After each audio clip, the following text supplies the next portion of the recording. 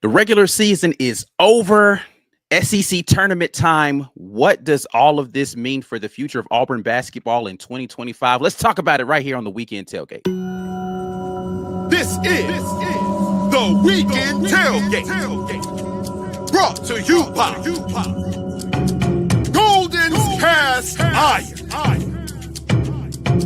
C-Dub. I Joe. Be Will.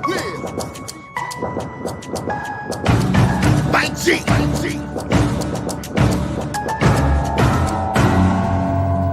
You are now listening to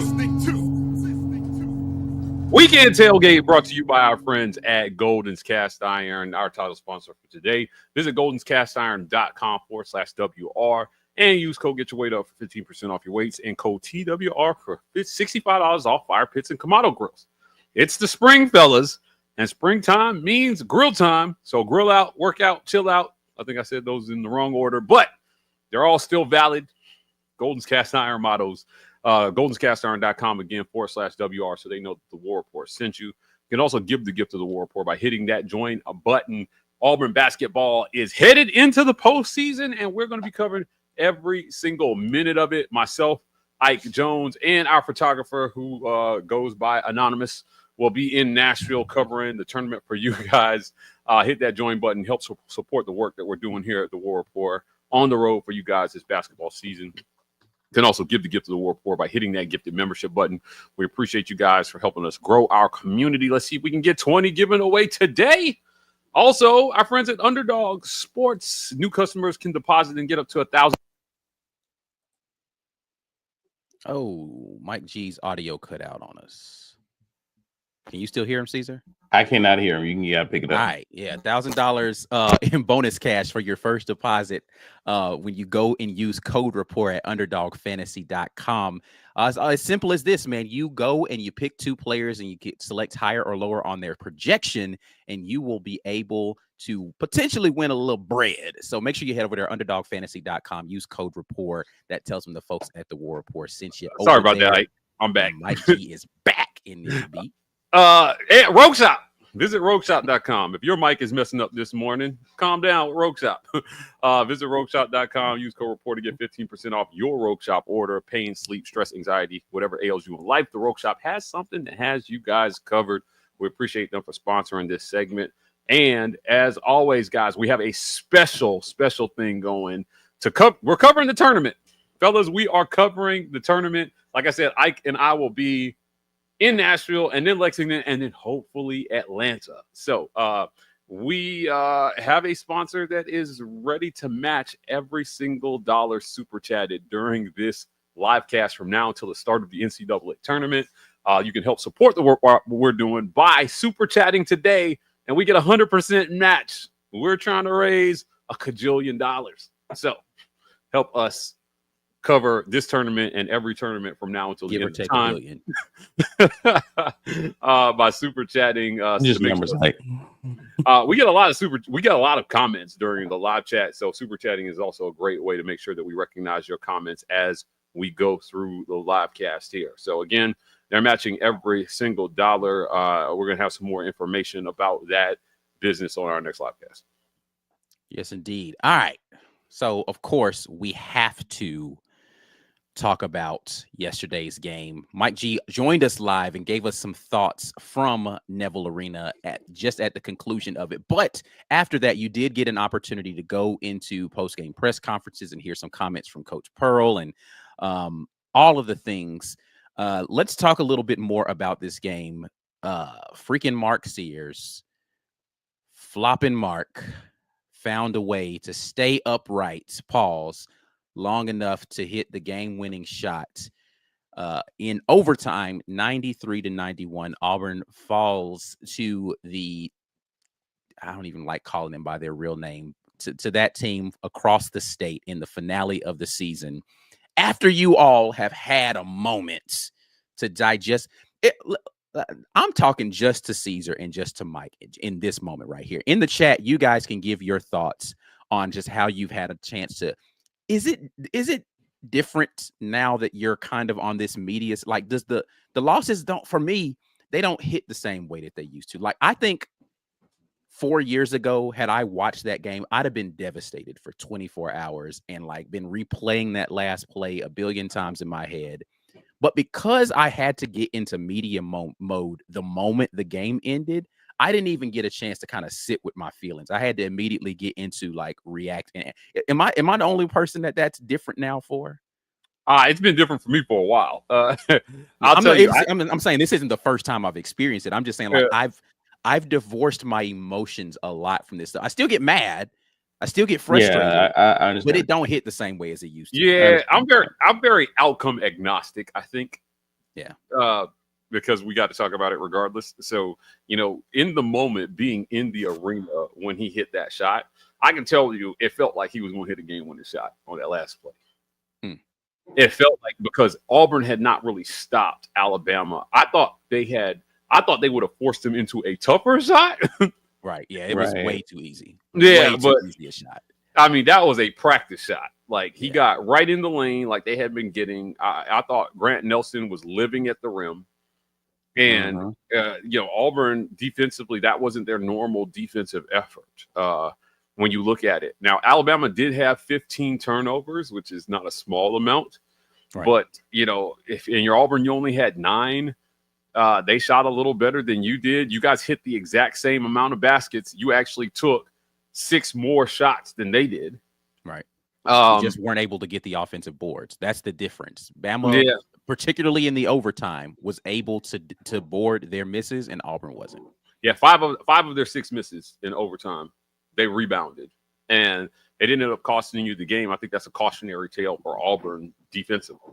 Is if we don't rebound, if we're going to give them second chance points, teams that can score are going to be, going to have a better chance to beat us. Janai Broome, 34 points on 15 to 28 shooting. Crazy. And 2 huge threes at the end of the game. Crazy. Come on, man. Like, he should have just wish one of those clutch shots had come at the end of regulation.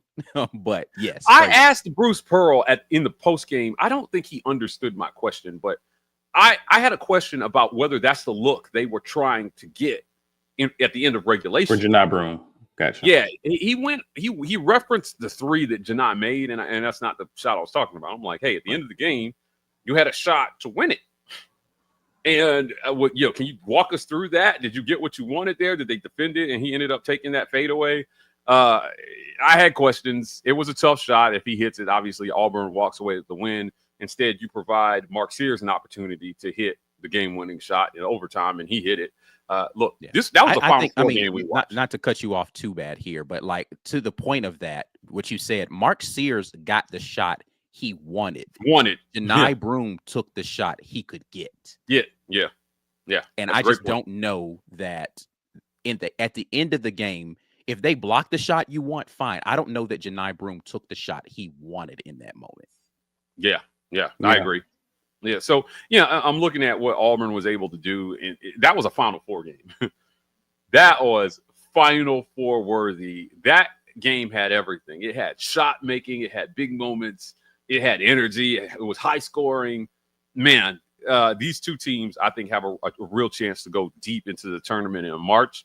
If you're Auburn, it's not a mystery. There wasn't a ton on the line for you. Even Nate Oates said it before. He said, look, in terms of what we stand to gain for winning this game, there's not a whole lot. I think that they eliminated themselves from first seed contention in the loss to Florida. I don't think this win moves the needle for Alabama in terms of seeding.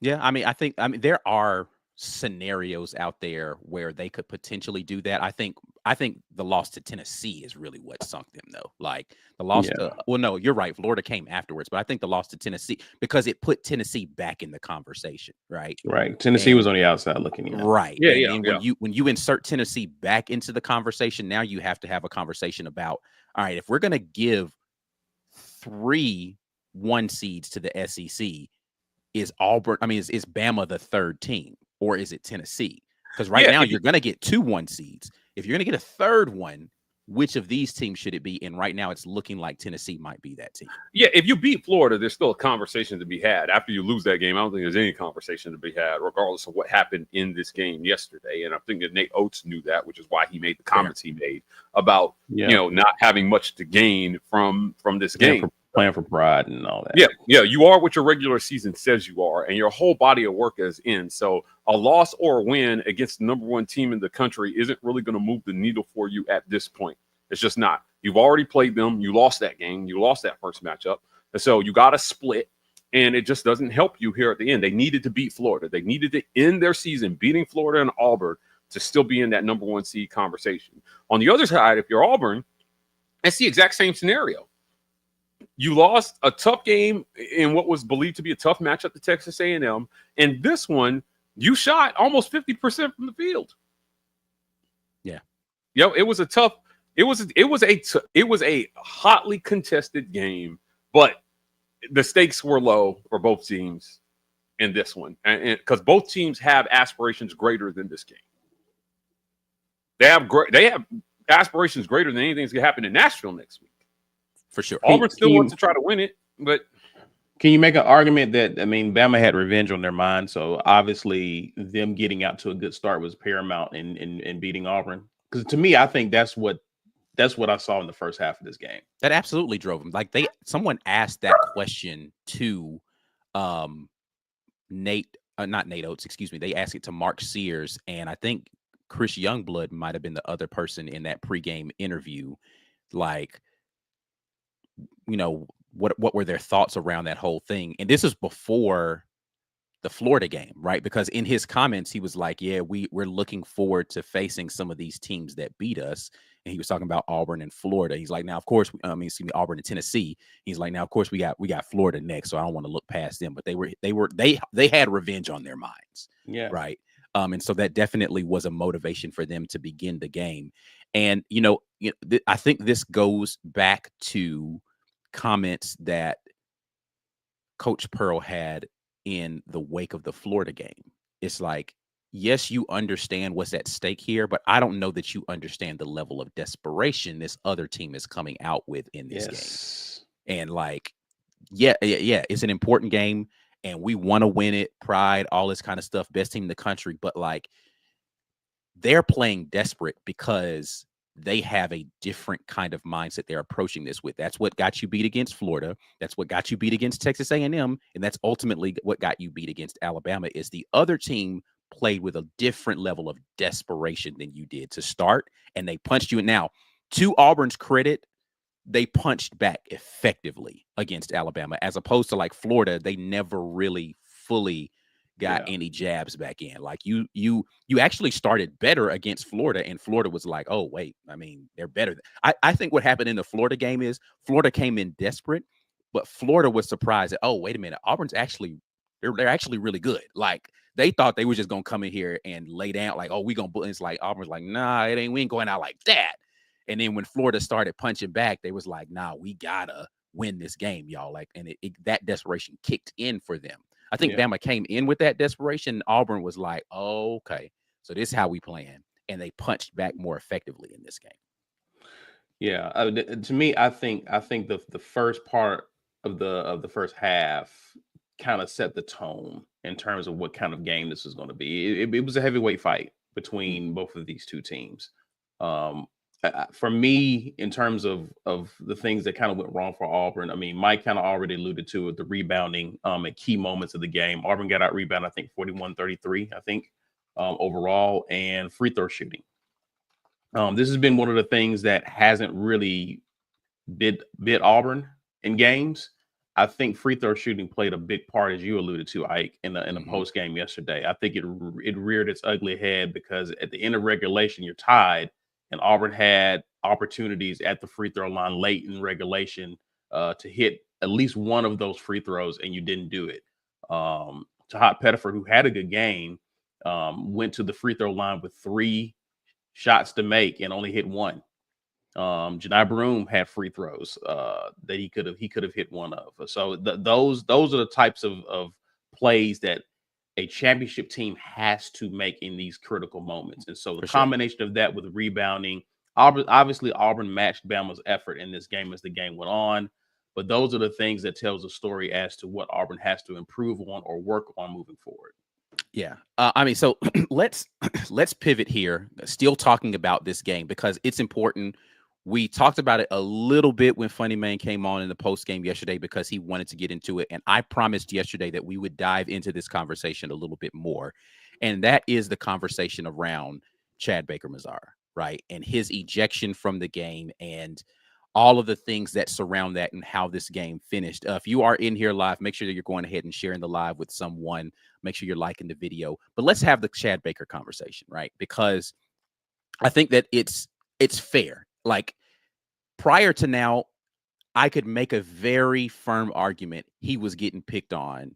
And, and let's be clear, there was inequity in yesterday's game in how it was being officiated as far as the dirty stuff that was happening and what should have been technical fouls, right? Like there's not a universe. I said this yesterday. I said this repeatedly yesterday in which Grant Nelson should not have been teed up. There's that does not exist. Like you have to like play some alternate like Marvel Cinematic Universe thing with Dr. Strange. I don't know how you get to a place where you get to do that during a game and it's not a tech, but somehow yesterday, we ain't know that's what he meant. Even though you watched him do it on replay multiple times and you still came away with that. I'm baffled by that, right?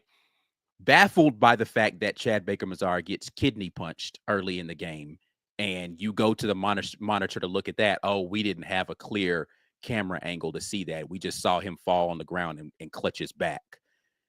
Baffled that he gets elbowed in the face later in the game. That's nothing.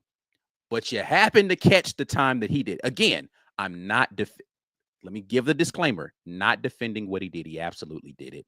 And it deserved for him to be kicked out of the game for it. 100%. My question here is, well, I won't ask the overall question. Your reactions to what happened with Chad Baker-Mazara and its impact on the game yesterday, whoever wants to jump in there. Yeah, look, if you're Chad Baker, you just have to understand how you played a role in creating this perception of yourself. And at some point, it's hurting your team when you're not on the court.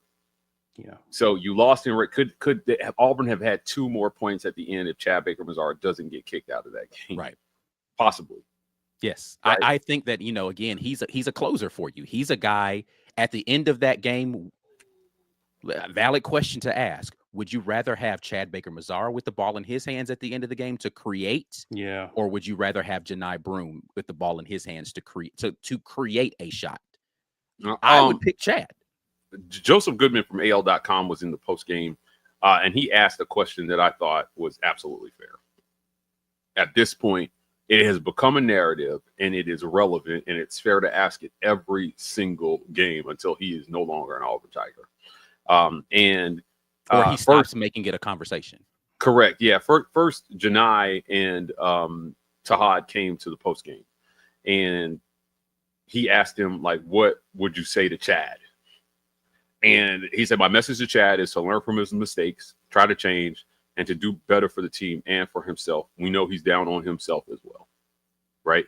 I think that's a good message.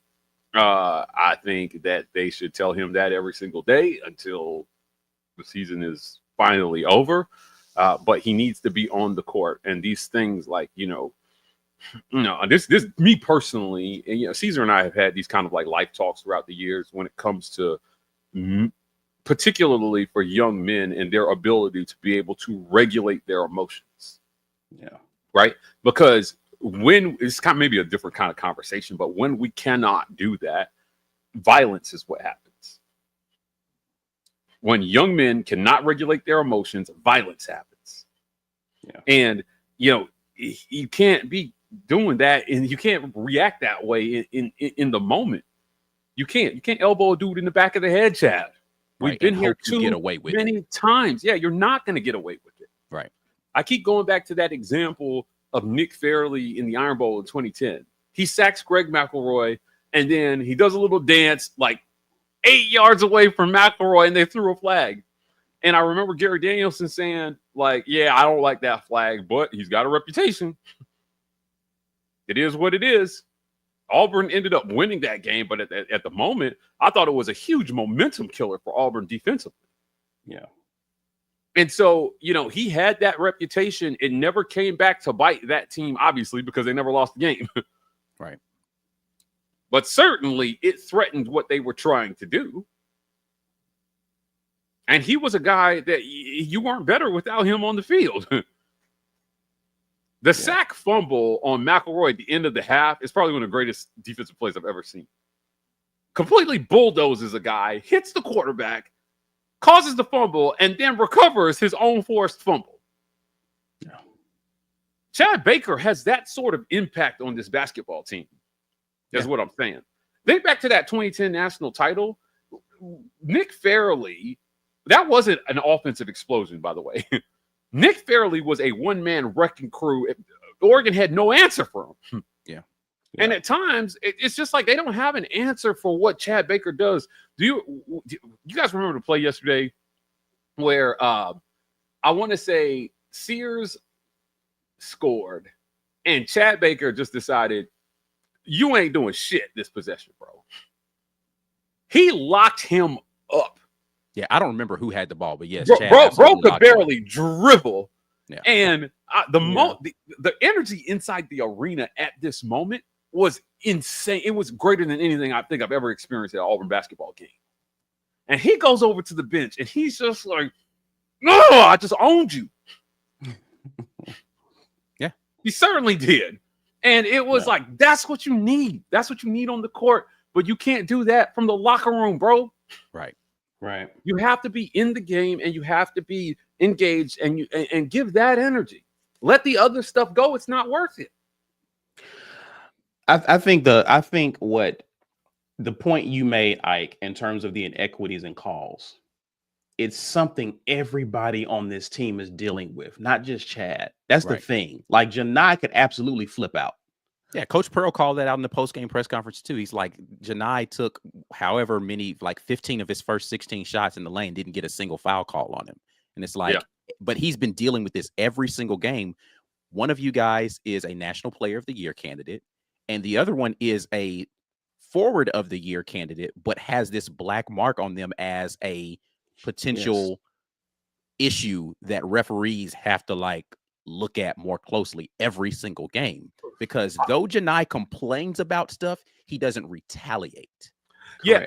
To your point, if you didn't watch the post-game press conference, well, I guess there was a moment in the press conference where he volunteered this about officiating.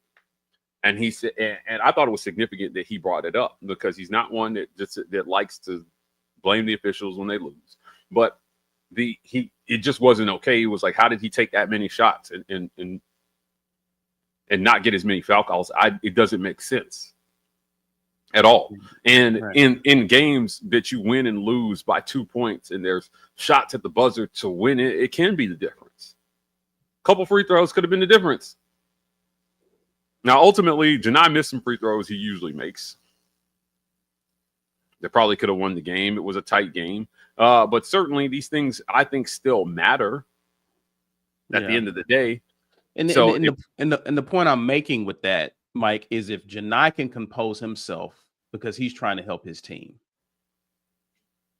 Chad can do the same. Yeah, I agree. Because everyone has a gripe. They have the same gripe. I mean, they may not be getting hit and punched in the stomach or in the back like you are, but people are getting hacked when they're going to the goal. The people are not getting calls that they should be getting. But for the sake of the team, they're keeping their composure. You have to learn how to do that. You have to do your part. You're not the only one who's being singled out by the officiating. And so you have to do what's best for your team, especially moving forward. Yeah, I agree. Yeah. I agree. And so let's wrap the conversation of Chad. And this is the question I want to ask before we get to our break is, just earlier this week, it was mentioned that Chad was the only person who for sure, according to what they know about the NCAA rules around eligibility and JUCO players, he was the only one for sure that has an additional year without some sort of additional appeals necessary. Chad can come back for another year. Still waiting to hear about Denver. Still waiting to hear about Cheney. And Chad, that video clip was put out there, and Chad retweets it and posts a little thing, and he was like, "What do you think, Auburn family? Do I run it back for another year?" Is it a fair conversation to have now about, does Auburn need to put stipulations around, Chad, we would love to have you come back, but you can't come back like this? Like, is that fair? Like, because some fans are like, man, we don't want him back. And I think those people are being a little dramatic. But at the same time, I don't know that, again, I don't know this is an unfair conversation to have. What are you guys' thoughts about Chad returning for an additional season? I'll tell you this. I think Bruce Pearl is managing Chad the way he manages Chad. And I think he wants Chad to be Chad. And I think that he is going to be very careful about putting stipulations on him that may change who he is on the court. I honestly just think it's one of those things, you just take the good with the bad. Yeah. I think you just take the good with the bad. He's a player, and then you get him to work with a sports psychologist in the offseason, and you give him the support to be able to help, again, self-regulate those emotions, know what to do in the moment. If you've ever been, and we've advertised therapy services on this show before, right? Like, if you've ever been to therapy, a lot of what they teach you is about what to do when certain things happen, right? Before I crash out, here's what to do. When the crash out feeling comes, when I feel like I want to flip the table over, take the bat to the window, curse somebody out, slap my boss, here's what I do. Here are my checks, because we're human and these things are going to happen. But when the trigger happens, being able in the moment to see through your emotions and be like, wait, here's what I'm supposed to do in this moment. That is a skill that is learned. And I think that more programs and coaches would be better invested in helping kids on that level. I mean, that's some higher level stuff, fellas. Like, it's not just about basketball. It's about who they are as people. We talked about what Alabama used to do under Saban with the personality profiles that they do that helps, like, the coaches take it and the players take it, and it tells the coaches, here's how somebody with this personality would take instruction for somebody with this personality. And it doesn't get talked about enough. But when you talk about how good Alabama was for so long under Saban at football, it was because they were doing all of these things. This is why I think that, Saban, sometimes when it seemed like he was a little forgiving of certain things that happened within the program, they knew who these guys were.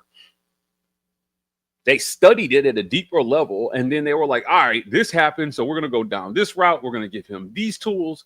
We're going to do that. And I think that if you're Bruce Pearl, I'm not saying that that's not already happening.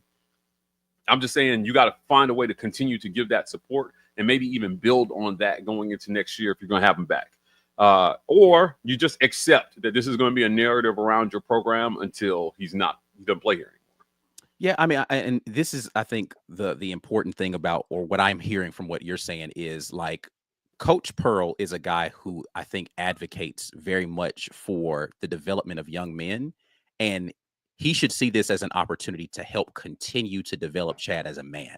Not just whether or not I'm going to win and lose basketball games, but I'm going to I could make this somebody else's problem and get him away from my program, as a lot of fans who are not fans of Chad Baker-Mazara and this stuff are. Right. Get him away from your program, let him be someone else's problem. Or I can embrace this challenge, because this is something Chad's going to be dealing with, whether he's at Auburn or at any other anywhere else. Correct. And so, yeah, I could just get him away from my program and, make it about Auburn basketball, or I could make it about Chad Baker-Mazara and my commitment to him as a young man. I get it. He's 25 years old. He should know. Everybody doesn't like that. There's people in their 30s. Yeah, there's not a timeline on when you're able to figure this out in your life.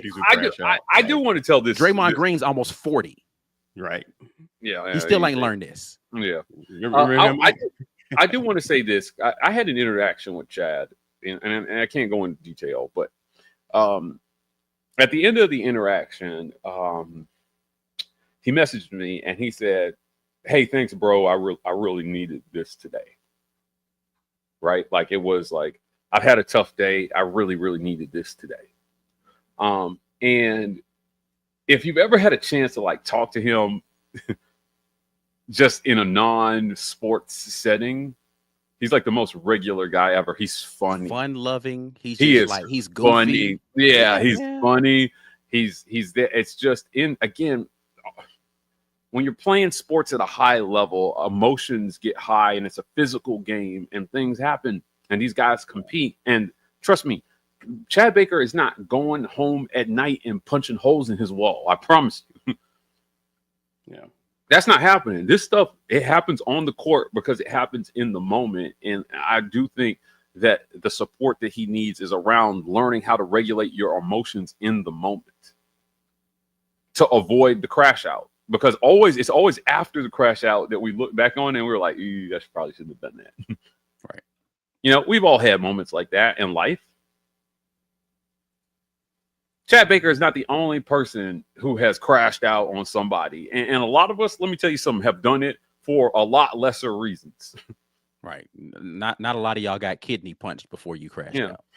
You know, Right. correct. Yeah. You double scan the mac and cheese, bro. What the? This is the second time this week. A lot of y'all are crashing out on cashiers and McDonald's employees. Right. Yeah. But to Ike's point, like not a lot of us are getting kidney punched before our crash out. So I just think I get that why this is a conversation. I do think that some of this is much ado about nothing in some ways, right? Like we're acting like he's not a human being. But I will say this, and we've said this on previous shows, guys. If you want to see me crash out, call him a thug. Yeah, I got man. That, oh my God, I hate it. Call him I a hate thug. Yeah. Do not use that word as it pertains to Chad Baker-Mazara. Yeah. I will crash out on you and I will tell you about yourself. Yeah. You know, Yeah. you're going to be calling me one if I don't do that. Stay away from that. A lot of y'all throw that word around. It's such an inflammatory word, and I just don't like. It's like you're calling somebody. I don't know. Again, I don't want to get into that, but I absolutely hate the use of that word. Find another word to describe how you think about a player who does things that you feel are questionable, but that's not thug. Yeah, like, yeah. You I think never you said met this a thug. before. Yeah, you said this on a previous show. If you think Chad Baker-Mazara is a thug, then you've never met an actual thug. You're a thug. Right. Yeah, you never met one. Hey, you know what? When we were in school in the early 2000s, the three of us, these three jokers right here, do you guys remember a DB we had named D Durham? Oh Yes. yeah, I heard of him. You remember D Durham? Yeah. D was a real life thug. D was one of the scariest people I ever met. I think he was like from like Lochapoka or someplace. I don't know. D Durham, I Caesar heard remembers stories. this, was beating up all our friends. Like they were going to parties, and D Durham was a lot of the tension that was happening around the football players at parties had to do with that. D and Lamarcus, and Mayo Sal. Them dudes were off the chain in Yeah. college, and Shout I out mean to they were Mayo. scary. Pastor Mayo now. Yeah. I mean, boy, he is proof that Jesus saves. Yeah, buddy, boy. If that ain't a word, that's a word for Chad. Hey, whatever you think about Chad, look at Mayo. All right? Keep hope alive. Keep hope alive. I'm dating myself with some of y'all, but I'm telling you, we were in school with these dudes, and Mayo punched a friend of mine so hard, he had a cartoon bump on his head like instantly. Like this thing protruded from his skull like 3 inches. And we were like, what? Caesar remembers this. What happened? What happened, bro? He was like, Mayo Sal. Like some of the stuff. Well, I could tell you stories, and thank God this was before social media, because some of this stuff would have made the news. Yeah. Had we had social media, had we had smartphones back then, some of the stuff that went down with people shooting up parties and like, we we knew thugs Chad Baker-Mazara is not a thug. He is not a thug. He may be he may have a little trouble with his emotions. You could fix what Chad has with a little bit of therapy. Right. Yeah. There are people who absolutely need like Jesus. Yeah, right. You need holy water to fix what some of these other dudes had. So just putting that out there. That's funny. All right. We're going to get off of this conversation, but I do want to get into you all's comments. But we're going to take a quick break here because when we come back from the break, we're going to have your comments and we're going to talk about kind of just a recap on this season for Auburn and look forward into the SEC tournament. You are watching the Weekend Tailgate right here. Like the video, subscribe to the channel, share the content with somebody. We will be right back at you. This edition of the War Report is brought to you by our generous sponsors.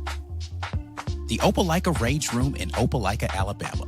The Rage Room is a place where anger and stress find their ultimate release. Call or text 334-777-6688 to set up a session today or check them out online at opelikaRageRoom.com.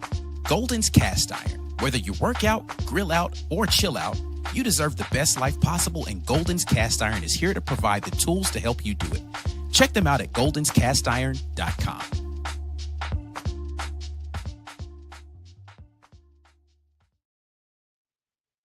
As always, want to thank our title sponsor, Golden's Cast Iron. Visit goldenscastiron.com/WR. Use code Get Your Weight Up for 15% off your weights and code TWR for $65 off fire pits and Kamado grills. It's spring.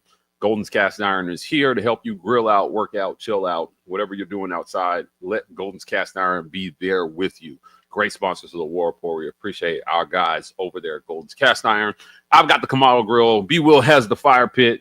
We all have the weights, man. Golden's Cast Iron making lifetime products, great products.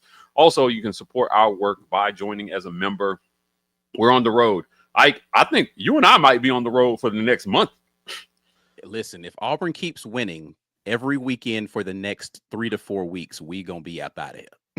Yeah, traveling. Now, the last time I was in a car with Isaac for more than 2 hours, we were driving to Dallas for SEC Media Days. And it looks like we're going to be spending a lot more time on the road. I'm hoping not to have to drive to San Antonio. You guys can help make that happen. Join as a member. But look, I'm proud to say I didn't fart one time on the way to Dallas in the car. You know what? I didn't. I waited until we got to rest stops and then got out of the car to fart. I did a good job of that. We were in the car for like 13 hours too. So that is quite the feat. Again, help us control flatulence by signing as a member. You can also give the gift of the War more by hitting that gifted membership button. We appreciate you guys for helping us grow our community. Also, our friends at the Rogue Shop. Visit RogueShop.com. Use code REPORT to get 15% off your Rogue Shop order. Pain, sleep, stress, anxiety, tournament ails, whatever ails you in life. The Rogue Shop has something that has you covered. We'd send something to Chad, man, if we thought it would help. But the stuff at the Rogue Shop. Also, our friends at Underdog Sports. New customers can deposit and get up to $1,000 in bonus cash. Just put your entry in and pick higher or lower on 2-player props. And bam, you have a chance to win big-time cash at Underdog Sports. When you sign up, download the app and use code REPORT to make sure that they know that you came from us. That'll help you get access to that bonus cash that they got going on there. Last but certainly not least, guys, in honor of the tournament, we have our sponsors are saying they will match every single dollar super chatted between now and the start of the NCAA tournament. That's 2 weeks, right? Yes. I think it's 2 weeks, 2 weeks from now. Yeah. All right. So you've got 2 weeks to super chat some money. Somebody needs to give $100 right now, because that means that another $100 will go into a pot that will help us continue to cover the tournament. I went out to Spokane, and I'll tell y'all now, my ticket to Spokane round trip from Atlanta was $2,200. Fortunately, I don't think we have any tickets. I mean, $2,200 would buy 3 tickets for all of us to San Antonio. So we appreciate it. We're great sponsors. We love that they do this to help us engage with you guys as well, too. So we can do this as a community. Please, please, please send those super chats in. We'll get to them before the end of the show. Yeah, speaking of super chats, we did get one of those just for GP super chats from Danny J, giving us a $4.99 super chat. Thank you so much for that. Super chats that had questions or comments attached to them start with name cannot be blank. didn't feel like using, like just like, hey, I can't just put nothing here. Cardwell's perimeter defense was great last night. How much of him being on the perimeter for switches led to not closing defensive possessions and points in the paint? Is it something to worry about? This is a really good question and a good comment. I love this comment and question.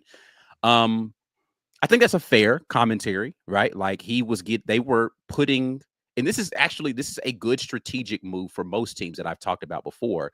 Put the Auburn bigs in conflict out top because Auburn is very willing to just switch and put you out on a guard.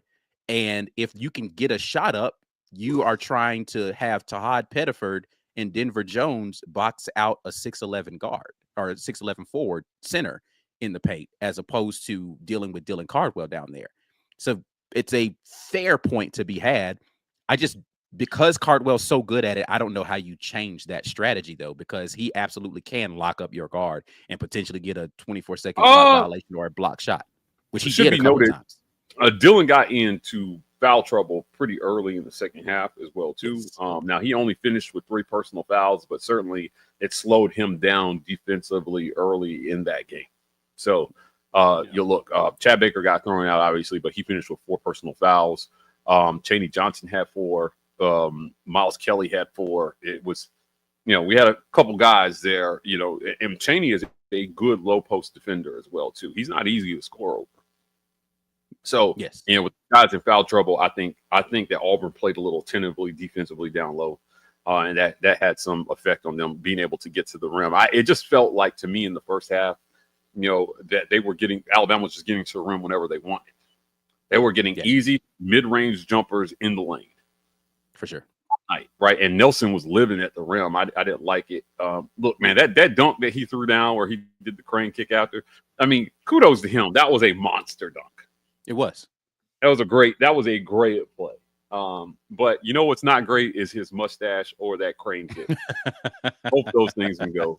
I did not appreciate either one of those, but he was always at the rim all night. Yeah. And I think it came back to bite Auburn because the last one, the shot was just way too easy.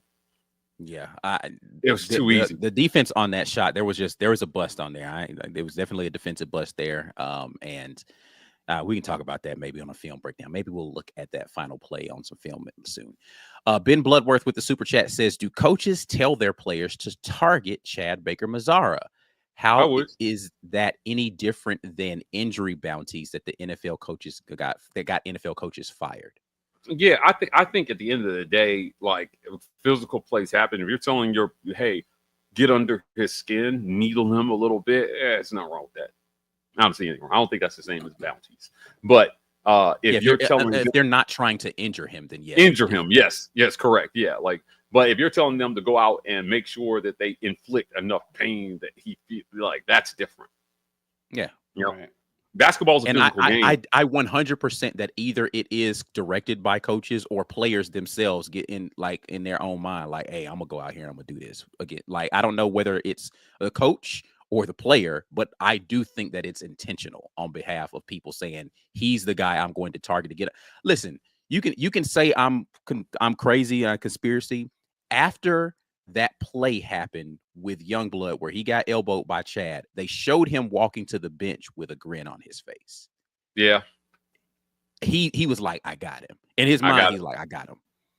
I even think that he played up the hit a little bit more than what it actually hurt. He felt it, and he just so they would have to go. Because as soon as he went down, he wasn't reaching for his head. He was saying, hey, go look at that. Yeah, the minute he got hit, he was falling, saying, go look at that, not, oh, my God, my head. So I think he been waiting on an opportunity to say, I got him. That was, I don't know. Again, I don't know if Nate Oates told him to do that or if that was Youngblood's plan the whole time, but it 100% was intentional on his part to get under Chad's skin. 100%. Agreed.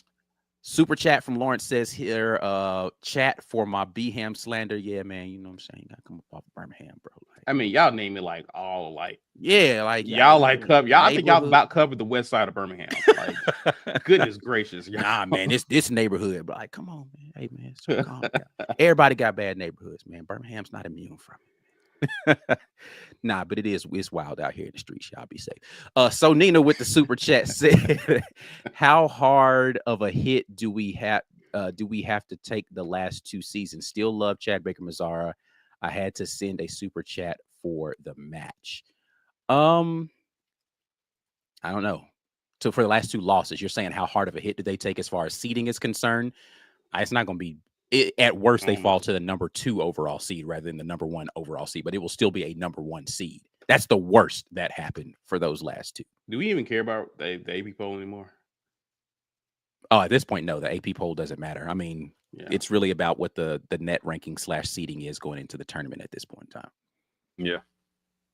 And if history says anything, the committee will value the resume more than they value recent results, and Auburn should be number 1. However, there are still humans in charge of this, and I do not remove Auburn from the potential of being screwed out of the number 1 overall seed. My concern if there's voters out there who think like Dick Vitale, because Yes. Dick Vitale just I think Dick Vitale just learned where Auburn was yesterday. Like It's like Auburn, and Duke. Yeah. But anyway. Super chat here from Valencia. Appreciate that very much, getting us that much closer to our goal. Appreciate you. All right, let's pivot this conversation, and thank you for all of the chats that you have out there, but we're just trying to keep this conversation moving and talk about just a recap of the regular season. Like, again, this was on a lot of levels a dominant season by Auburn in the offensive performances, dominant defensively, a good season by, I don't know that there's a metric that you can say that this was not a good regular season for Auburn. They finished the season with 4 losses, all of them to teams that have been ranked, or at the time of the performance were, I think still at this point in time, ranked inside the AP top 10. They don't have a single loss on their resume that's not to a team in the top 10. And they beat a bunch of teams in quad 1 in this thing with the best quad 1 record by far of any team in the NCAA right now. What do we say about this regular season in which Auburn wins the SEC in the toughest SEC that has existed 2 games before the season even ended? What do we say about this season? Yeah, I think that this season definitely is the best regular season in Auburn basketball history, given who they had to beat and, the state of the conference this season.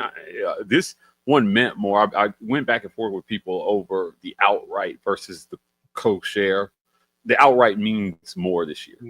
Yeah, I think it means more every year, but especially this year. This was not the year that you wanted to share, in my book. But, hey, again, just my thought on it. And then at the end of the day, this, whether you like it or not, this season will be remembered by how deep this team goes into the NCAA tournament. Yeah. So the job's not done. Yeah. My feeling about this regular season is that this was just a necessary step. This is the first step in getting toward what the ultimate goal is, which is to make it to San Antonio and have another shot at a championship. So the job's not done if you're Auburn. You just had to do this part first to make sure you got that number 1 overall seed, which ensures that you get the easiest path you possibly can have to San Antonio. Now, regionally, it works out for you. Lexington and then Atlanta before San Antonio, you couldn't have asked for anything better. And Auburn fans are going to show up. Yeah. Anything in Atlanta, bro, we're there. Matter of fact, most Auburn fans live there. High concentration of Auburn alumni in the greater Atlanta area. Yeah, I think Marta Nashville's just unleashed a new train or something. Yeah, I think Nashville's the only metropolitan area that has a larger concentration of Auburn grads. Atlanta, Auburn alumni. Yeah. So get to Atlanta, park somewhere, jump on that new Marta train, get to the Sweet 16. Those tickets are going to be bought up quick. We're going to be there. Yeah. It's just, your goals are so much bigger, and you have to start thinking that way because, this is your Super Bowl, and you guys aren't used to being there. You do have to get used to being there at some point. This is uncharted territory, which is why I think a lot of Auburn fans are in this place mentally where they're just waiting for it to all fall apart. They never really did this season. Yeah. As a matter of fact, they were in a situation where you lost your last two and they essentially just didn't matter. All right. You won the regular season anyway, and it doesn't hurt your tournament seeding. like that's how well you played up until this point. It just these last two games doesn't even matter. So, I think if you're Auburn, yes, you wanted to win that game, and it would have been nice to have won that one. But guys, at the end of the day, right? Like mission was accomplished 2 weeks ago. You got it done. You're going to be the number 1 overall seed in the NCAA tournament. At worst, the number 2 overall seed. Right. So you got the job done. And I think that's what should, but like I'm telling you, nobody's going to care how great this regular season was if this team doesn't at least make it to Atlanta. What's going to be talked about is another great team fails again. Yeah. So all for naught if you do not make it to Atlanta. Guys, this is so hard to do in college basketball. to have a good regular season. I think Funny Man talked about there's 5 seasons within the college basketball season. It's so tough to be this good. How many teams have we seen be this good during the regular season and don't even get to the Elite 8 for some reason? Like this is not easy. And it's tough to play in a conference this good with so many good teams, with so many good coaches, and they not begin to figure out how to beat certain teams, right? You play so many games in conference. Teams are going to, especially teams that get a second shot at you, these teams are going to begin to figure out ways and find chinks in the armor and begin to make you struggle a bit. For Auburn to only come out with what, 3 losses? 4. I'm talking about in conference. Oh, 3 conference losses. Yeah. Yeah. You only lost 3 games, 2 of them in the last week. That's insane. That's crazy. And to me, I think that's something to be proud of. However, winning just basically takes your expectations up another notch. Because now you're expected to do that. That's become the norm. It's the Bruce Pearl effect. There was a time where we would be, we'll be ecstatic to just get to the tournament. Now we're talking about, is Auburn a number 1 seed overall? And so to me, all that does is raises expectations. And yes, this team has had expectations of going to the Final Four, and we want to see it. And then to Mike's point, I think that does secure Auburn's legacy, this team's legacy, in terms of how great they can be. Yeah, I mean, when you're talking about the history that Coach Pearl wants to make, I don't think that you can rest on we had a great regular season. Right. There are 2 big tournaments coming up here. And as much as Auburn fans are like, oh, the SEC tournament doesn't matter, it doesn't matter when it comes to the NCAA tournament. I still think that it matters to this team to bring home additional trophies, banners, hardware. They want to go out and win championships. They want to go and win 3 games in this tournament next week and then go win we got to win 6 games to win the NCAA tournament. Mm-hmm. They want 9 more wins this season. Like, I think the goal for this team is to win 9 more games. Not, oh, well, we just go in here and mail it in Nashville and then go for the big. I think they, in their mind right now, I got 9 more games left in my collegiate career, and I'm going to win all 9 of them. That's how I personally think that they're approaching this. The regular season at this point, as important as it is like another good week of practice. You want to have it, but you also got to play the games. And that's in front of you. So Auburn has to go out and win now. Good regular season, got to win from here on out. Yeah, all right. I agree. So it's tournament time, and the NCAA did release the SEC bracket, and Auburn is, of course, going to get the double bye, so they don't have to play in the first 2 rounds. But the teams that are going to be feeding up to Auburn, the first round matchup, let me make sure I can see this, is South Carolina versus Arkansas. The winner of that game will play Ole Miss, and the winner of Ole Miss versus that winner is who will play Auburn. What are you feeling about the draw for Auburn there in the SEC tournament for their first game? Potentially Arkansas, Ole Miss, or South Carolina? Look, two of those games are sneaky tough. Right now, obviously, you 30-pieced Ole Miss already this year. I think they're the biggest frauds in the SEC. I think that they're like when you look back. When you go to Ole Miss, they have like kind of like a sports library there, and when you look through it, it's really easy to see that the foundations of their university were built on fraudulent activity and just things that are not right that most people would be jailed over. I think they invented fraud. I think they commit tax fraud. I think that they are scamming little old ladies for their refund checks. They're frauds. I don't like them. And I think that if you're Auburn, beating them again would be one of the great joys of my life. Tell us how you really feel, man. South Carolina, it was so funny to me. Do you guys remember Jay Will going on this whole thing about like how like Arkansas should have beat Auburn and Big Z had a tough game and blah, blah, blah, this. 2 hours later, they went out and they got 19-pieced by South Carolina. Mm-hmm. The worst team in the SEC by conference record. Not even close. Well, they're going to have their opportunity to get their get back because that's the first game of the tournament. Right. And so in my mind, I'm thinking, oh, okay, well, South Carolina has been, even though they're the worst team, they've been kind of sneaky tough in a lot of ways so far in this league. I just think it underscores. Of note, Colin Murray Boyles got hurt in this last game for South Carolina. Not sure what his status will be, but he gritted his way through it, but he doesn't seem to be 100% right now for South Carolina. So, and then you got Arkansas, who I believe they pulled off a big win Saturday. Did they not? Did they win that game? Yes. Also of note, they beat Mississippi State. Yes. Also of note, Adu Thero is hurt for Arkansas. So, Jay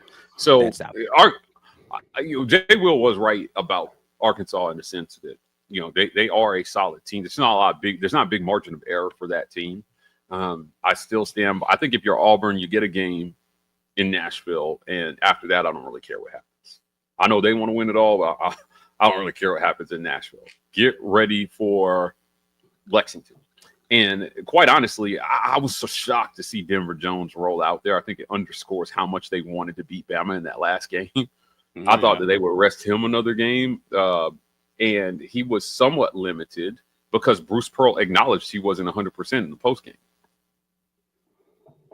But you rolled him out there anyway. So get healthy. Get Denver Jones. You need a healthy Denver Jones. Him and Miles Kelly didn't hit a single shot in the first half against Bama. I didn't understand. I was like, what's going on there? As a matter of fact, between the two of them, they only took one shot. I say they only took one shot between the two of them. So, yeah. And it was missed. So you got to get those guys involved. Use the tournament to get those guys in a flow. Miles Kelly was in foul trouble in the first half too, I think. If I'm not but mistaken. like one shot, the one shot that he tried to attempt, he stepped out of bounds just before, and Denver Jones missed the one shot that he took. So it was Denver was 0 of 1. Miles technically was 0 of 0, right? But you got to get these guys involved, and you just got to find a rhythm headed in. Now, offensively, I think Auburn did that against Bama. I think you shoot almost 50% from the field. In that one, in the second half from three, they were 50%. They hit 4 of their 8 3-pointers. You didn't do as well in the second half from three, only 4-14, but you ran Alabama off the 3-point line. This is a team that averages almost 30 3-point attempts per game.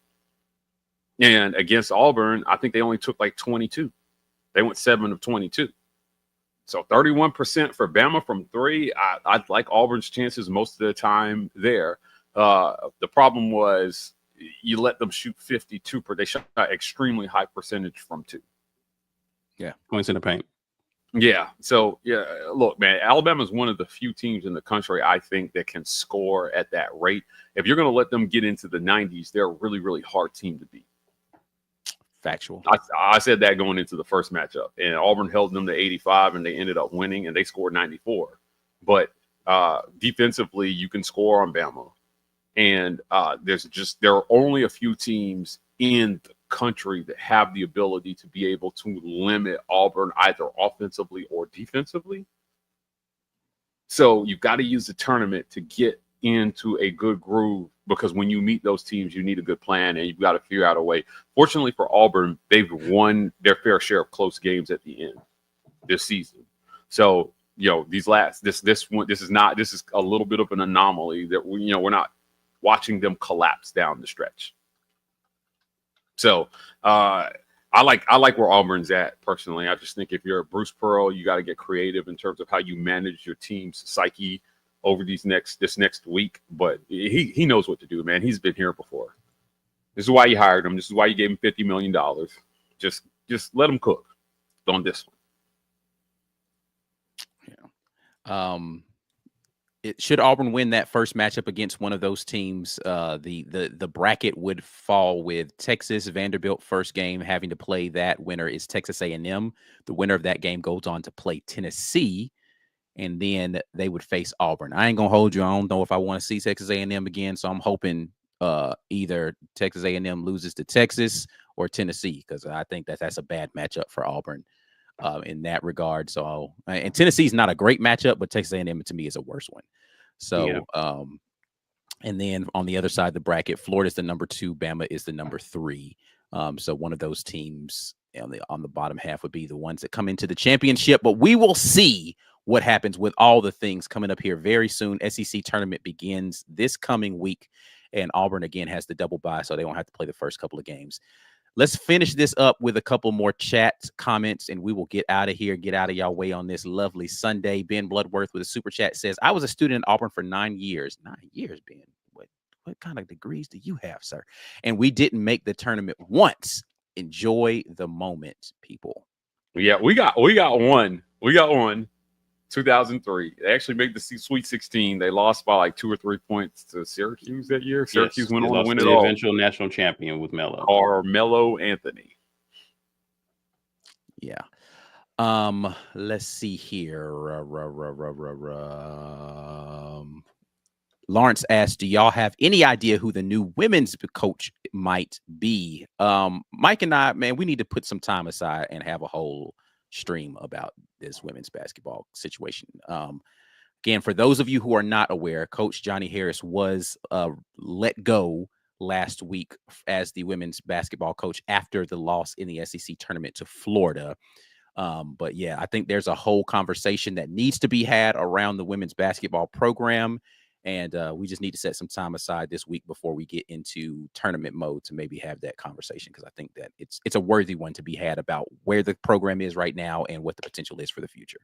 Yeah, I think it's fair, again, for us. We put a lot of resources and time into covering women's basketball the last few years. Travel. And we'll continue. It's not going to stop just because Coach J isn't there.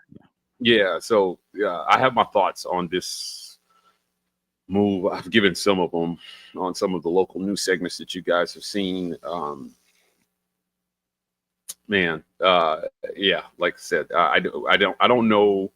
There was, and I think it's pretty much out there right now that there was a lot of rumors about Sam Purcell essentially being a front runner for the job. He's still coaching Mississippi State at this moment. It looks like they're going to make the NCAA tournament, right? Yeah, they definitely will. Yeah, right. And so, again, there's a larger conversation to be had about how all this is being handled. When we have that, I will tell you right now, I would not like to see Sam Purcell on the plains. You would not. I would not. No, ever. I don't want to see him inside the city limits. So, we'll cover that at a later time. More is going to come out about that women's program. I just, as a university, I'll say this much. I hope we can do better for the athletes in that program. And outside of football, the men's basketball, I'd like, I spent time covering volleyball this year. I like some things that they're doing there. With Coach Crouch and gymnastics. You see us at gymnastics meets from time to time. Love what Coach Graber is doing there as well.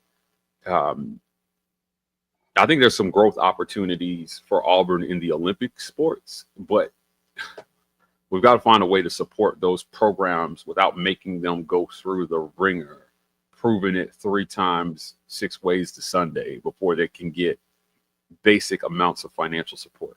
Because where NIL is going, I'm not sure there's a sport you're going to be able to compete in without NIL support. Guys, the way the dollar's about to start flying, like, I just don't, and in women's basketball in particular, the teams at the top of the conference, a lot of the teams that Auburn was losing to, they've got a lot of money behind their programs. Look at what Kentucky did, Ike, in 1 year. I think it went 4-12 last year in conference. Yeah, they were awful last year. They were awful last year. They put $1 million in NIL into their women's program. Good for them. I love it for those girls. And look what they're doing now. I wonder what a coach of an Auburn program is going to have to do to get that sort of financial support, right? Charles Barkley pledged $1 million to Auburn women's basketball. What he was really pledging those dollars to was what Johnny Harris was built. Those dollars never showed up, and I think there's a reason why those dollars never showed up. So, we've got to decide that we care about the athletes in those programs, right? Before they they shouldn't have to go out and do the impossible to get the support. If that makes sense, right? Like, they shouldn't have to go out and win the SEC, on one leg to get the support. And I felt like that's a lot of what Johnny Harris had to do in her first 3 years here. She had to win without resources, and they did it. They made the tournament by year 3. So, if that's not the coach you're going to support, like, what is the next coach going to have to do to get support? Now, I know she wasn't a Cohen hire, so maybe the next guy, if he's a Cohen hire, gets the support or whatever. I'm just disappointed in this decision by Auburn. It didn't make a lot of sense to me, the timing of it. And again, more will come out, but we'll dig into that at a later time. I'm just really disappointed in this decision by Auburn. Yeah, it felt premature from my standpoint, but like I said, I definitely want to devote some dedicated time to that and not have it be a footnote conversation. So we'll look into that a little bit more later. Any final thoughts before we get out of here today on Auburn men's basketball this season and the upcoming SEC tournament? It's gonna be fun. I'm looking forward to Nashville. Auburn has 9 games left. 9. Starting with these first 3. Yeah, I hope they have some good snacks in the media room this year. Last year was trash. I don't even remember. It was like fruit bars and like some stale granola bars. Come on, SEC, we got money. Don't do us like that. We got granola bars and water. No, what the game that they had versus Purdue, that was awful. That was awful. That wasn't the SEC's doing, but that was awful. I ain't gonna. That looked like a break room that somebody robbed. Yeah, I was like, yo, what is this? Like there was just no point. Like y'all shouldn't bring your own snacks. It looked like somebody went to Sam's right before the game. Before you came. Yo, it was terrible, bro. I was like, yo, they had the little mini chip bags in there that came in the variety pack stacked up there with like some kind bars and a water jug. Like I was like, yo, this is the company that organizes that apparently is called Night Eating. And they do a bunch of stuff at the BJCC, but it's Bama fans that run it. Like they're 2 noted Bama fans that run Night Edie. And boy, I'm telling you, that was a poorly run thing. Like when I showed up, they were like, "We don't have a credential for you." I pulled out my email and I was like, "Well, are you guys sending confirmation emails to people at random? Because I have a confirmation email." And the lady was like, "Oh, okay. Here you go." Yeah, and then they handed me a credential with no name on it. I was not impressed at all with how it was run down. It was from a media standpoint. Now the game itself and all, I don't have any thoughts about like it started on time, players that, but like from the media portion, I was like, oh, this was an afterthought. They was just like, oh yeah, we gotta somebody go run to the store real quick and go get them something down there. Somebody go to Costco and get some, it was terrible, get some bro. chip bags. Yeah, it was pretty bad. Not gonna lie. Now you need to do better. Wow. Oh my God. All right, man. Before we get out of here, Mike G, tell the people ways they can support the War Report. I appreciate all the super chats again. You still got like 2 minutes to get one in. They're matching that. But I want to thank our title sponsor, Golden's Cast Iron. Visit goldenscastiron.com/WR. Use code Get Your Weight Up for 15% off your weights and code TWR for $65 off fire pits and Kamado Grills. Golden's Cast Iron making lifetime products. We appreciate them for sponsoring this segment. Also, our friends at Underdog Sports. Visit underdogsports.com or download the app. New customers can deposit and get up to $1,000 in bonus cash using code REPORT. Just bet higher or lower on your first entry, and bam, you got a chance to win big time money with our friends at Underdog Sports. Again, make sure you use code REPORT. Take advantage of those bonuses. Also want to thank our friends at the Rogue Shop. Visit rogueshop.com. Use code REPORT to get 15% off your Rogue Shop order. Pain, sleep, stress, anxiety, whatever ails you in life, the Rogue Shop has something that has you covered. Our guy Richard is a long-time sponsor of the show, and we appreciate him. You can show your appreciation for the sponsorship by visiting rogueshop.com for all of your organic medicinal needs. Check us out on podcasts, guys. Every single podcast platform. The War Report is there, bringing you lots of great audio-only content. The Auburn Express, Uptempo, College Loop, and Just a Sec pods, giving you guys great audio content, whether you're on your way to work or at the gym or taking your kids to school. The War Report has you covered. So turn us on, subscribe, make sure you have automatic downloads turned on your wherever you listen to your podcast, whether it's Apple, Spotify, or Amazon. We are there. Yes, indeed. Before y'all get out of here, share the content with somebody at the War Report on social media. Get your weight up is the hashtag. Like the video, subscribe to the channel, and then you can follow us on social media again at the War Report on X and Instagram, TW Report on TikTok. We are out of here, but we will be back at you all with more great Auburn content later on this week. We got Auburn Express stuff popping off, and I'll be doing again, we need to have this women's basketball conversation. We can have more preview stuff going into the SEC tournament. I got some special guests I'm trying to get on this week to talk about that with y'all. But that's it, man. We're out of here. Until the next time, and as always, War Eagle.